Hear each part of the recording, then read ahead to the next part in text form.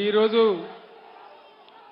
జరిగే ఈ పార్లమెంట్ ఎన్నికలలో 3 పార్టీలు మీ ముందర ఉన్నాయి. అందులో దేశాన్ని పరిపాలిస్తున్న భారతీయ జనతా పార్టీ మీ ముందుంది. నేను ఒక్కటే మాట మీకు మనవి చేస్తా ఉన్నా. 10 ఏళ్ల నాడు నరేంద్ర మోడీ ఈ దేశానికి ప్రధానమంత్రి అయినాడు. దగ్గర 150 మీరు సైలెంట్గా ఉంటే వినబడుతుంది. 150 హామీలు ఇచ్చినాడు. ఏ ఒక్క హామీ అన్న నెరవేర్చిండా నరేంద్ర మోడీ? సబ్కా సాత్ సబ్కా వికాస్ ఏమైనా అయిందా? సబ్కా సత్యనాశ్ దేశ్ కా సత్యనాశ్ అయింది. రూపాయి విలువ 84 రూపాయలకు పడిపోయింది డాలర్తో పోల్చుకుంటే. అదేవిధంగా బేటీ పడావో బేటీ బచావో ఎక్కడన్నా బేటీ చదివిందా? ఏమైనా ప్రత్యేక కార్యక్రమాలు జరిగినాయా? జరగలేదా? అమృత్ కాల్ వచ్చిందా? అచ్చే దిన్ వచ్చిందా? అచ్చే దిన్ రాలేదు, కానీ సచ్చే దిన్ మాత్రం వచ్చింది. డీజిల్ ధర పెరిగింది, పెట్రోల్ ధర పెరిగింది, ఎరువుల ధరలు పెరిగినాయి. పేద ప్రజలు బతకలేని పరిస్థితి వచ్చింది తప్ప అచ్చే దిన్ మాత్రం రాలేదు. అన్ని మేక్ ఇన్ ఇండియా ఏమైనా వచ్చిందా? డిజిటల్ ఇండియా ఏమైనా జరిగిందా? వికసిత్ భారత్ ఏమైనా అయిందా? వికసిత్ భారత్ కాలేదు, కానీ విఫల భారత్ అయింది. నిజమే కదా? ఇక ఆయన మొదట్లోనే చెప్పిండు. పార్లమెంట్ ఎన్నికలలో 10 ఏళ్ల కింద పోటీ చేసినప్పుడు ఒక మాట చెప్పిండు. మీరు నన్ను గెలిపిస్తే, భారతీయ జనతా పార్టీని గెలిపిస్తే విదేశాలలో ఉన్న నల్ల డబ్బు తెచ్చి ఇంటికి 15 లక్షల రూపాయలు ఇస్తాడు. మరి కరీంనగర్ వాళ్ళకైతే 30 లక్షలు వచ్చినాయట. వచ్చినాయా? వచ్చినాయట కదనే కరీంనగర్ వాళ్ళకు. ఏ వచ్చినాయి మీరు అబద్ధం చెప్తాను. బండి సంజయ్ తెచ్చిచ్చిండట కదా, రాలేదా? మీకు కూడా రాలేదా అన్న? ఈ సైడ్ సప్పుడు వస్తలేదు. రాలేదా? మీకు రాలేదా అన్న? మీకు కూడా రాలేదా? ఎవరికి రాలే. 15 లక్షలు లేదు, 30 లక్షలు లేదు. అంత వట్టిదే గ్యాసు ట్రాషు, అంతే కదా? మాట్లాడితే పాకిస్తాన్ చూపెట్టాలి. ఒకటి పుల్వామా, ఒకటి మన్ను మశానం. వాడు పాకిస్తాన్ గింతంత దేశం. ఒక్క జాపడ కొడితే 25 ఏళ్ళు మన తెలుగురాడు. వాడిని చూపించి ఓ గ్యాస్ పెట్టి ఓ డ్రామా కొట్టి మనం ఎమోషనల్ బ్లాక్మెయిల్ చేసి మనని అందరినీ క్యారీ చేసి 10 సంవత్సరాల నుంచి ఫూల్స్ చేస్తూ ఉన్నారు. దయచేసి ఆలోచన చేయాలి. ముఖ్యంగా యువకులు, విద్యావంతులు, చదువుకున్న వాళ్ళు, మేధావులు ఈ కరీంనగర్ పట్టణంలో, కరీంనగర్ ప్రాంతంలో చాలా మందిగా ఉన్నటువంటి రచయితలు, మీ అందరికి నేను దండం పెట్టి చెప్తా ఉన్నా. ఈ మోడీ చేసే బ్లాక్మెయిల్, ఎమోషనల్ బ్లాక్మెయిల్ క్యారీ అయితే ఈ దేశం ఇప్పటికే సర్వనాశనమైంది. మోడీ కన్నా ముందున్న ప్రధానమంత్రులు 14 మంది ప్రధానమంత్రులు కేవలం 55 లక్షల కోట్ల అప్పు చేస్తే ఈయన ఒక్కడే 105 లక్షల కోట్ల అప్పు చేసినాడు. అదేవిధంగా రూపాయి విలువ పడిపోయింది. ఎక్స్పోర్ట్స్ మొత్తం నిలిచిపోయినాయి ఇండియా నుంచి. అదేవిధంగా దిగుమతులు బాగా పెరిగిపోయినాయి, ఇంపోర్ట్స్ పెరిగిపోయినాయి, విదేశీ మారక నిల్వలు తగ్గిపోయినాయి. అదేవిధంగా ఏ ఒక్క మాట సంవత్సరానికి 2 కోట్ల ఉద్యోగాలు భర్తీ చేస్తా అంటే ఏ ఒక్కటి కూడా భర్తీ చేయలేదు. ఏ ఒక్క వర్గానికి, ఒక దళితులకో, గిరిజనులకో, మహిళలకో, పేదలకో, మైనారిటీలకో, రైతులకో ఏ ఒక్కరికి కూడా మేలు జరగలేదు. ఎవరికైనా జరిగిందా? ఢిల్లీలో రైతులు ధర్నా చేస్తే 750 మందిని పొట్టన పెట్టుకున్నాడు ఈ మోడీ. మళ్ళీ ఆయన కోట్ల అవసరం పడితే ఉత్తరప్రదేశ్లో ఎలక్షన్ ఉంటే అదే రైతులకు క్షమాపణ వేడుకొని గట్టెక్కిండు. ఆయన బిరుదిచ్చినప్పుడు మాఫీకా సౌదాగర్ అని చెప్పి ఈ రకంగా ఆయనకు ఓట్లు అక్కరున్నప్పుడు డ్రామాలు, ఏషాలు కట్టి ప్రజల మధ్య చీలికలు తెచ్చి మత విద్వేషాలు పెంచి ఒక రకమైన ద్వేషపూరిత వాతావరణం నింపుతారు తప్ప బీజేపీ ఎజెండాలో పేదల యొక్క మాట ఉండదు, నిరుపేదల యొక్క మాట ఉండదు. కార్పొరేట్ల కోసం 15 లక్షల కోట్ల బ్యాంకు రుణాలు ప్రజల సొమ్మును ఆయన అబ్బసొత్తులాగా మాఫీ చేసినాడు. కానీ రైతులకు రూపాయి ఇయ్యలే, రైతులను రాచి రంపాన పెట్టినాడు. ఎవ్వలకు కూడా మేలు జరగలే. అన్ని వట్టి డైలాగులు, డబ్బాల రాళ్ళేసి చూపినట్టు లొడలొడ ఊపుడు తప్ప ఏ ఒక్క మాట కూడా నిజం కాలే. దయచేసి నా మాటను ఆశామాసిగా తీసుకోకుండా మేధావులు, విజ్ఞులు అందరూ కూడా ఆలోచించాలని చెప్పి నేను కోరుతా ఉన్నా. ఇంకొక మాట ఆలోచన చేయాలి, తెలంగాణ ఖచ్చితంగా ఆలోచన చేయాలని నేను కోరుతా ఉన్నా. ఎందుకంటే ఈ గడ్డ మామూలు గడ్డ కాదు. నేను తెలంగాణ గులాబీ జెండా లేపినాడు, నేను గులాబీ జెండా లేపినాడు ఇదే గడ్డ మీద ఎస్ఆర్ఆర్ కాలేజీ నుంచే జై తెలంగాణ నినాదం ఇచ్చిన నేను. కరీంనగర్ ఇచ్చిన స్ఫూర్తితోని ఆ నినాదం, ఆ జెండా ఆకాశమంతా ఎత్తుకు ఎగిరి కరీంనగర్ దీవెనతోనే నేను తెలంగాణ రాష్ట్రం సాధించిన విషయం మీకు తెలుసు. ఇది చాలా చైతన్యమున్న గడ్డ. ఒకనాడు కాంగ్రెస్ వాళ్ళు నన్ను అవమానించి నువ్వే మాతో గెలిచినవంటే నాకు కోపం వచ్చి తెలంగాణ పౌరుషం చూపెట్టాలని రిజైన్ చేస్తే, ఉప ఎన్నిక వచ్చిక నేను పోటీ చేస్తే 2.5 లక్షల మెజార్టీ ఇచ్చి నన్ను గుండెల్లో పెట్టుకొని తెలంగాణ ఉద్యమాన్ని లేపిన గడ్డ ఈ కరీంనగర్ గడ్డ. కరీంనగర్కి ఆ గౌరవం దక్కుతుంది. ఉద్యమంలో కరీంనగర్ జిల్లా పాత్ర ఎన్నడూ కూడా మర్చిపోలేనటువంటిది. ఆ గౌరవం నాకు ఉందని నేను మనవి చేస్తా ఉన్నా. ఒక్క మాట, చైతన్యవంతమైన గడ్డ కాబట్టి నేను మీకు అప్పీల్ చేస్తా ఉన్నా. దేశంలో ఒక చట్టం ఉంది, విద్యా చట్టం. ఎన్ని జిల్లాలు ఉంటే ఇండియాలో ప్రతి జిల్లాకు కేంద్ర ప్రభుత్వం ఒక నవోదయ పాఠశాల ఏర్పాటు చేయాలి.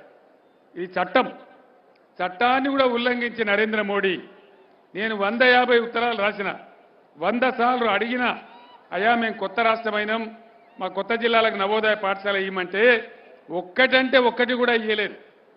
దేశంలో నరేంద్ర మోడీ 157 మెడికల్ కాలేజీలు పెడితే ఒక్కటంటే ఒక్క మెడికల్ కాలేజీ కూడా మన తెలంగాణకు ఇవ్వలేదు. కొత్త వాళ్ళం ప్రాజెక్టులు కట్టుకుంటున్నాం, కొత్తగా ఏర్పడ్డ రాష్ట్రమని ఏదైనా ఒక ప్రాజెక్టుకు జాతీయ హోదా ఇవ్వమంటే ఏ ఒక్కనాడు కూడా ఒక్క జాతీయ హోదా ఇవ్వలేదు, ఒక రూపాయి ఇవ్వలేదు. ఇంకా షరతులు పెట్టి నరేంద్ర మోడీ నా మెడ మీద కత్తి పెట్టిండు. ఏం కత్తి? కేసీఆర్ నువ్వు మీ రైతుల కరెంటు మోటార్లకు మీటర్లు పెట్టాలి, లేకపోతే నీకు సంవత్సరానికి 5,000 కోట్లు కట్ చేస్తాడు. ఆ రోజు నేను చెప్పిన, నా రాష్ట్రం నాకు తెలుసు, నా రైతుల బాధ నాకు తెలుసు, నువ్వు నన్ను చంపినా సరే, నా తల తెగిపడ్డా సరే నేను మీటర్లు పెట్టా అని చెప్పిన. నువ్వేం చేసుకుంటావో చేసుకో, నేను మీటర్లు పెట్టా అని చెప్పిన. అది మీ అందరికి తెలుసు. నేను అసెంబ్లీలో కూడా మాట్లాడినా, మీరందరూ కూడా విన్నరు. అందుకోసం నేను మీ అందరిని ఒకటే కోరుతా ఉన్నా. పోయినసారి మంచికో చెడ్డకో కరీంనగర్లో ఒకడు, ఆదిలాబాద్లో ఒకడు, హైదరాబాద్ సికింద్రాబాద్లో ఒకడు, నిజామాబాద్లో ఒకడు, 4 బీజేపీ ఎంపీలు గెలిచినారు. 4 రూపాయల పనైనా చేసిండ్రా? ఇక్కడ గెలిచిన బండి సంజయ్ మీకు ఏమైనా పని చేసిండా? ఏమైనా అభివృద్ధి జరిగిందా? అంత గ్యాసే కదా. ఎంతసేపు లొడా మతం పిచ్చి అదొకటి తోటి మాట్లాడు తప్ప, పంచాయతీలు పెట్టించుడు తప్ప ఎవ్వరికన్నా ఏమైనా లాభం జరిగిందా? కరీంనగర్ స్మార్ట్ సిటీ చేయించిందే వినోద్ కుమార్. ఒకనాడు ఎట్లనో ఉన్న కరీంనగర్ను రోజు నాతో కొట్లాడి 2,000 కోట్ల రూపాయలు తెచ్చి ప్రతి రోడ్డును బ్రహ్మాండంగా తీర్చిగో ఇట్లాంటి సుందరమైన దృశ్యాలు తెచ్చింది మన గంగుల కమలాకర్ గారు. అభివృద్ధి అంతా మీ కళ్ళ ముందే జరిగింది కదా. ఏ విధమైన కేబుల్ బ్రిడ్జి వచ్చింది, పట్టణం ఏ విధంగా అభివృద్ధి జరిగింది మీ కళ్ళ ముందే జరిగింది. కానీ బండి సంజయ్తో పైసా పని అయిందా? ఒక్కనాడన్న పార్లమెంట్లో మాట్లాడిందా? అసలు మాట్లాడుతుందా? ఆయన గట్టిగా మాట్లాడితే హిందీయా ఇంగ్లీషా తెలుగుగా మనమే సావాలి. ఆయన మాట్లాడే భాష అది హిందీ భాషనా ఇంగ్లీషా తెలుగా మనకే అర్థం కాకపోతే పార్లమెంట్లో వాళ్ళకి అర్థమవుతుందా? మరి అటువంటి వ్యక్తిని మళ్ళా పంపుదామా? అద్భుతమైన న్యాయవాది, ఒక కమ్యూనిస్ట్ కుటుంబంలో పుట్టి ఉద్యమాల బిడ్డగా పుట్టి బ్రహ్మాండంగా తెలంగాణ కోసం 2001 నుంచి ఎస్ఆర్ఆర్ కాలేజ్ గ్రౌండ్ నుంచి నాతో నుండి తెలంగాణ ఉద్యమంలో అడుగడుగున పాలు పంచుకున్న వినోద్ గారిని పంపుదామా, బండి సంజయ్ని పంపుదామా? దయచేసి కరీంనగర్ గడ్డ ఆలోచించాలని చెప్పి నేను కోరుతా ఉన్నా. ఇది ఆశామాషి వ్యవహారం కాదు. రాష్ట్రం మనది, భవిష్యత్తు మనది. మనం గుడ్డిగా ఆశామాషిగా ఓటేస్తే ఏం దెబ్బతింటాం? ఇప్పటికే నష్టపోయినాం, ఇప్పటికే దెబ్బతిన్నాం, ఇంకా కూడా ముందుకు దెబ్బ తినవద్దు అని నేను కోరుతా ఉన్నా. ఇక కాంగ్రెస్ పార్టీ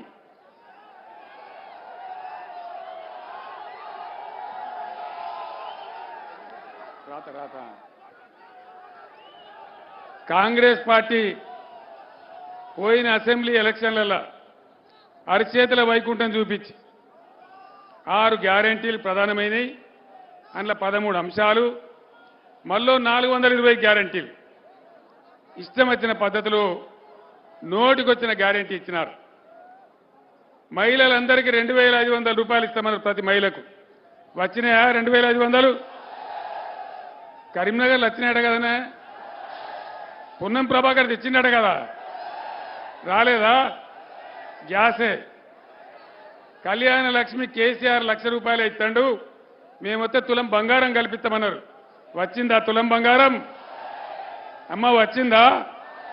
రాలే. వచ్చిందా అన్న? ఎక్కడ కూడా రాలే. ఇష్టం వచ్చిన వాగ్దానాలు, నోటికొచ్చిన వాగ్దానం చెప్పింది. ఆ రోజు మేము 2 విడతలుగా 30,000 కోట్ల రూపాయలు రైతుల రుణమాఫీ చేసినాం. నోట్ల రద్దు దెబ్బగొట్టినా, కరోనా వ్యాధి వచ్చి రాష్ట్ర ఆదాయం తగ్గిపోయినా ఉన్నంతలో సర్దుబాటు చేసి రైతులు కాబట్టి వాళ్ళని నిలబెట్టాలని 30,000 కోట్లు మాఫీ చేసినాం.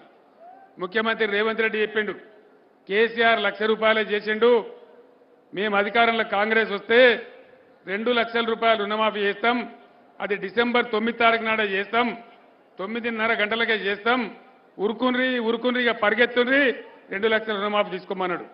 2 లక్షల రుణమాఫీ అయిందా? రైతు బంధు అందరికీ వచ్చిందా? ముందడికి వచ్చే నమ్మకం ఉందా? వడ్లు కొంటున్నారా? తడిసిన వడ్లు కొంటున్నారా? మద్దతు ధర వస్తున్నదా వడ్లకు? ఇట్లా ఎక్కడ నేను ఇవాళ 12వ రోజు నేను సభ బయలుదేరి అన్ని జిల్లాల నుంచి వస్తా ఉన్నా. ప్రతి దగ్గర కూడా ఇదే చేస్తా ఉన్నారు. దోకా చేసినారు, మోసం చేసినారు. ఎన్ని రకాల దోకా. రైతు బంధు మేము 10,000 ఇస్తే ఎకరానికి 15,000 ఇస్తామని చెప్పినారు. ఇది మోసం కాదా? 2,000 రూపాయల పెన్షన్ మేమిస్తే 4,000 ఇస్తామని అన్నారు. ఇచ్చిండ్రా? ఇది మోసం కాదా? ఇట్లా అనేక రకాలుగా మేము ఏదేదైతే ఇచ్చినామో వాటన్నిటిని డబుల్ ఇస్తాం, త్రిబుల్ ఇస్తామని చెప్పి ప్రజలను మోసగిచ్చినారు. ఇలా విద్యార్థులకు గ్యారంటీ కార్డు ఇస్తామన్నారు, 5 లక్షల రూపాయలు. ఎవరికైనా ఒకరికి ఇచ్చిండ్రా? ఇంకోటి చేసిండ్రు, ఒక్కటి మాత్రం నెరవేర్చిండ్రు, మహిళలకు ఫ్రీ బస్సు. మహిళలకు ఫ్రీ బస్సు పెడితే ఆ బస్సులలో సర్కస్ల జరిగినట్టు జరుగుతున్నాయి కొట్లాటలు. జుట్టు పట్టుకొని కొట్లాడుకునే పరిస్థితి వచ్చింది. మహిళలు కొట్టుకసేస్తున్నారు. మహిళలే మాకు ఎందుకే ఫ్రీ బస్సు అంటున్నారు, మాకు అవసరం లేదంటున్నారు. అటు ఆటో రిక్షా కార్మికులేమో రోడ్డున పడ్డారు. రేవంత్ రెడ్డి చెప్పిండు, ఆటో రిక్షా కార్మికులకు 12,000 ఇస్తామని ఇచ్చిండ్రా? రైతు కూలీలకు సంవత్సరానికి 12,000 ఇస్తామని ఇచ్చిండ్రా? కనీసం రైతు కూలీ ఎవడో గుర్తించిండ్రా? ఏదైనా జరిగిందా? అంటే ఎన్నికల్లో చెప్పినవన్నీ బూటక వాగ్దానాలని, అరచేతిలో వైకుంఠమని, దగాపోయినమని ఇలా తెలంగాణ రైతాంగం బాధపడతా ఉంది. కాళేశ్వరం పేరు మీద అన్నేందో ఉన్నదని చెప్పి నీళ్లు లేకుండా నేను బ్రహ్మాండంగా తీర్చిదిద్దిన కరీంనగర్, అప్పర్ మానేరు నుంచి అటు గోదావరి వరకు, అన్నారం బ్యారేజీ వరకు, ఇటు వరద కాలువను రిజర్వాయర్ చేసి, కాకతీయ కాలువను 10 నెలలు వాడిచ్చి, గోదావరి మీద బ్యారేజీలు కట్టి 200 కిలోమీటర్ల గోదావరిని సజీవ గోదావరి చేసి, అమృతధారలు లాంటి 4 జలధారలు ఈ కరీంనగర్ చుట్టూ నిర్మించినాం. అన్ని మాయమైపోయినాయి, అన్నిటికన్నీ పోయినాయి. మళ్ళా ఊళ్ళలోకి రాని బోర్ బండ్లు మళ్ళా ఊళ్ళలోకి వస్తూ ఉన్నాయి. క్రేన్ తీసేటువంటి పూడికలు తీసే క్రేన్లు ఊళ్ళలోకి వస్తూ ఉన్నాయి. రైతులు ఆత్మహత్యలు చేసుకునే పరిస్థితులు వస్తూ ఉన్నాయి. చొప్పదండి కడమని ఒక రైతు కళ్ళంలో వడ్లు దున్నుకుంటేనే ఎండబెట్టి 25 రోజులైంది నేను వచ్చిన వడ్లు కొంటలేరని అక్కడే ఆయన ఎండ వేడి తట్టుకోలేక ఆయన ప్రాణం కూడా కోల్పోయినాడు. కరెంట్ ఎక్కడికి పోయిందండి నాకు అర్థం కాదు. ఏం రోగం వచ్చింది? నేను ఏడాది అర్థంలో నేను మంచిగా చేసి 9 ఏళ్ల పాటు రాష్ట్రం మొత్తానికి రెప్పపాటు పోకుండా కరెంట్ ఇచ్చిన కదా, మరి ఎక్కడికి పోయింది కరెంట్? ఇవ్వాల 9 ఏళ్ళు నడిచిన కరెంటు కూడా నడిపేస్తలేదా? వీళ్ళకి సాధన అయితే లేదా? మిషన్ భగీరథ నీళ్ళు ఎక్కడికి పోయినాయి? పట్టణాలలో, కరీంనగర్ లాంటి పట్టణంలో పేదలకు అందరికీ రావాలని, ప్రతి ఇంట్లో నల్లా ఉండాలని ₹1 నల్లా కనెక్షన్ ఇచ్చి పట్టణంలో పెట్టినాం. గ్రామాలలో రూపాయి కూడా తీసుకోకుండా ప్రతి ఇంట్లో నల్లా కనెక్షన్ పెట్టినాం. బ్రహ్మాండమైన నీళ్లు తెచ్చి ఇచ్చినాం. ఇలా ఎక్కడికి పోయినాయి ఆ నీళ్లు? నాకే కళ్ళల్లోకి నీళ్ళు వస్తూ ఉన్నాయి. మళ్ళా బిందెలు పట్టుకొని పోవడం, మళ్ళా భయంకరంగా ట్యాంకర్లు రావడం, పట్టణాలలో ట్యాంకర్లు ప్రజలు కొనుక్కోవడం చాలా బాధ కలుగుతూ ఉంది. కరెంట్ ఎక్కడికి పోయింది? మంచినీళ్ళు ఎక్కడికి పోయినాయి? ఇది ఏం దుస్థితి, ఏం దౌర్భాగ్యం? ఈ పరిస్థితి ఎందుకు వచ్చింది? 4-5 నెలలనే ఇంత ఆగమాగం ఎందుకు అవుతున్నాం? దయచేసి ఆలోచన చేయాలి. శాతనైన వాళ్ళు ఉంటే, దమ్మున్న వాళ్ళు ఉంటే చేయగలిగిందే చెప్పాలి. రైతు బంధు ఇస్తా అని నేను ఎలక్షన్లలో చెప్పలే, కానీ తర్వాత చేసిన, మా రైతులకు కావాలని చేసిన, నడిపినాం. దాన్ని కష్టపడో నడిపినాం. ఒక్కనాడు కూడా వాళ్ళకి బాధ కలగనీయలే. వడ్లు తడిచిపోయినా కానీ కొన్నాం, రైతులను నిలబెట్టాలని కొన్నాం. రైతు చచ్చిపోతే 5 లక్షల రూపాయల బీమా ఇచ్చినాం. ఇలా దాన్ని కూడా ఊడబిక్తామని చెప్తా ఉన్నారు. నేను ఒక్క మాట మీకు మనవి చేస్తా ఉన్నా. ఇలా రేవంత్ రెడ్డి మాట్లాడుతూ ఉన్నాడు. ఏం మాట్లాడుతున్నాడు? చాలా డేంజరస్ మాట. 5 ఎకరాలు దాటినోనికి రైతు బంధు ఇయ్యరట. 6 ఎకరాల నుండి ఏం చేసిండు? 7 ఎకరాల నుండి ఏం పాపం చేసిండు? తర్వాత పొలం దున్నినోనికే ఇస్తారట. అంటే ఎట్లా గుర్తుపడతావు నువ్వు? 2 నెలల దాకా దున్నుతారు పొలాలు, 2 నెలల దాకా నాటేస్తారు. ఏ విధంగా గుర్తుపడతావు నువ్వు? అంటే మళ్ళా అధికారుల దగ్గరికి పోవాలి, దున్నినట్టు సర్టిఫికేట్ తీసుకోవాలి. సర్టిఫికేట్ అంటే వాడు లావు అంటాడు, మళ్ళా లంచం ఇవ్వాలి.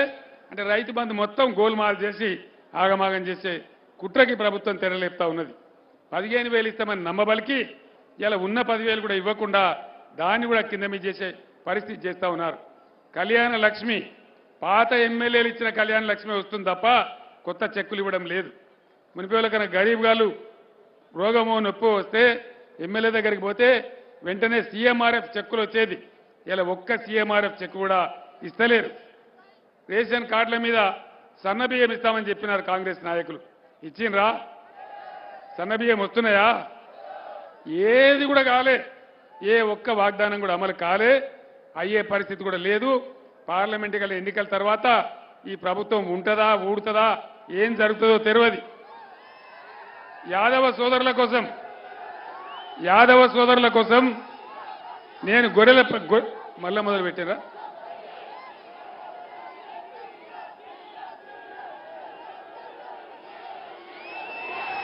యాదవ సోదరుల కోసం నేనన్నాడు గొర్రెల పంపిణీ పెట్టినాం. మత్స్యకారుల కోసం చేప పిల్లల పంపిణీ పెట్టినాం. మొదట్లో కాంగ్రెస్ వాళ్ళు మమ్మల్ని ఎగతాళి చేసినారు. ఇవేం స్కీములండి, చేప పిల్లలు గొర్రె పిల్లలని మమ్మల్ని ఇన్సల్ట్ చేసినారు. కానీ యాదవ సోదరులకు ఎంత మేలు జరిగింది, మత్స్యకారులకు ఎంత మేలు జరిగింది, ఎంతెంత పెద్ద చేపలు పెరిగినాయి. తెలంగాణలో బ్రహ్మాండంగా లాభపడ్డారు. ఈరోజు వాళ్ళు చెప్పినారు ఎలక్షన్లలో, మేము గొల్ల వాళ్లకు యాదవ సోదరులకు 2 లక్షల రూపాయలు ఇస్తాం డైరెక్ట్గా అని అది బంద్ చేసినారు. ఎందుకు బంద్ చేయాలా? ఇలా ఒక్క యూనిట్ కూడా ఎవరికి రాలేదు. నేను ఒక్కటే మాట మనవి చేస్తా ఉన్నా. దళిత బంధు హుజూరాబాద్ నియోజకవర్గంలో ఒక 20,000 కుటుంబాలకు ఇచ్చినాం. నియోజకవర్గానికి కొంతమందికి ఇచ్చినాం. ఒక మంచి పథకాన్ని ప్రారంభించినాం. ఆనాడు కాంగ్రెస్ పార్టీ ఎలక్షన్లలో ఏం చెప్పింది? కేసీఆర్ 10 లక్షలు ఇస్తున్నాడు, మేము 2 లక్షలు కలిపి 12 లక్షలు ఇస్తాం అని చెప్పినారు. ఇస్తున్నారా దళిత బంధు? వచ్చిందా ఎవరికన్నా? అంటే ఏంది, ఎందుకు బంద్ చేయాలా? దళితులు బాగుపడద్దా? ఇట్లా నాకు ఇప్పుడు యాది లేనన్ని 420 పథకాలు వాళ్ళ ఇష్టం ఉన్నట్టు చెప్పినారు. ఉద్యోగ సోదరులకు చెప్పినారు తక్షణమే డిఏలు ఇస్తాం. ఇంకా 4వ డిఏ వచ్చింది తప్ప ₹1 కూడా ఇయ్యలే. అంటే ఉద్యోగులను, విద్యార్థులను, రైతులను, యాదవులను, మత్స్యకారులను, అన్ని వర్గాల వారిని, దళిత వర్గాల ప్రజలను అందరినీ మోసం చేసినారు. విద్యార్థులకు గత 5 నెలల నుంచి ఫీజు రియంబర్స్మెంట్ ఇవ్వడం లేదు. 20 లక్షల విదేశీ విద్యానిధి పెడితే స్కాలర్షిప్లు ఇవ్వడం లేదు. 5 నెలల నుంచి ఆపేసినారు. కొత్త మెడికల్ కాలేజీలకు పర్మిషన్ తీసుకోవడం లేదు. మేము తెచ్చిన 33 కాలేజీలలో కొన్ని కొత్తవి ఉంటే వాటి పర్మిషన్ కూడా తీసుకుంటలేరు. అంటే పూర్తి నిష్క్రియాపరంగా ఈ కాంగ్రెస్ ప్రభుత్వం ఉన్నది. దీనికి ఉల్టా రాహుల్ గాంధీ వచ్చి మొన్న నిర్మల్ సభలో చెప్తా ఉన్నాడు, మా ప్రభుత్వం తెలంగాణలో 2,500 రూపాయల చొప్పున ప్రతి మహిళకి ఇస్తా ఉన్నాం కాబట్టి చాలా సంతోషంగా ఉందని చెప్పినాడు. ఎక్కడైనా వేసిన రామ్మా మీరు మహిళలున్నారు? ఒక్క మహిళకు కూడా రాలేదు కదా. ఆయన రాహుల్ గాంధీ కాదు, కాంగ్రెస్ జాతీయ మహిళా అధ్యక్షురాలు అల్కా లాంబా అని ఆమె కూడా నిన్న చెప్తా ఉన్నది నారీ శక్తి అని ఒక మీటింగ్ పెట్టి మహిళల మీటింగ్ పెట్టి ఆల్రెడీ వేస్తున్నాము అని చెప్తుంది. ₹1 కూడా వాళ్ళకి రాలేదు, వచ్చే పరిస్థితి కూడా లేదు. కాబట్టి మీ అందరినీ కూడా నేను కోరేది దయచేసి విజ్ఞతతోని ఆలోచించి మంచి వాళ్ళకు ఓటేస్తే మంచి జరుగుతుంది, మంచి పార్టీ గెలిస్తే మంచి జరుగుతుంది. మీరు వినోద్ కుమార్ గారు ఒక ఉద్యమ కార్యకర్త కాబట్టి ఆయన గెలిపించాలని నేను కోరుతా ఉన్నా. బెల్ట్ షాపులు రద్దు చేస్తామన్నారు, బెల్ట్ షాపులు రద్దు చేస్తామన్నారు, చేసిండ్రా? బెల్ట్ షాపులు రద్దు చేయలేదు కానీ మందు కొట్టుడు అయితే పెరిగింది, బ్రహ్మాండంగా పెరిగింది, మద్యం అమ్మకాలు పెరిగిపోయినాయి. ఇట్లా ఈ విధంగా అన్ని విధాల మోసం ఉంది. ముస్లిం మైనార్టీలను కూడా మోసం చేసినారు, మైనార్టీ సోదరులను కూడా మోసం చేసినారు. ఏం మోసం చేసినారు? मुसलमान भाइयों को मैं सलाम करता हूं, आप तमाम लोगों से मैं अपील करता हूं, आज आप दानिशमंदी से सोचिए और सही पार्टी को चुनिए. यहां करीमनगर हल्के में मुकाबला है बीआरएस और बीजेपी. कांग्रेस तीसरे नंबर पे है.